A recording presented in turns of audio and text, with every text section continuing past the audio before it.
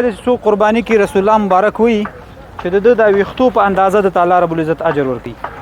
دغه غوښه چې دی په یتیمانو، فقیرانو، مسکینانو باندې ویشل کیږي نو قرباني ستاسو په ژوند کې برکت راولي. هیڅ کله بې برکتي نه راځي. هر څوک چې قرباني کوي الله رب العزت حتما په ژوند کې برکت راولي. کله چې په دنیا کې مصیبتونه زیات شي، ستاسو په کورنۍ کې مصیبتونه زیات شي، پر تا غمونه ډېر شي، اشخاص دي وسه رسیږي په خارج کې قرباني نشي کولی، راځي ستاسو لپاره به انشاءالله موږ قرباني کوو او د دې غوښه به په دلته په افغانستان کې په ولایتونو کې په مسکینانو فقیرانو باندې ویشو تر څو دا فقیران تاسو ته دعا وکړي او الله رب العزت اجر درکړي.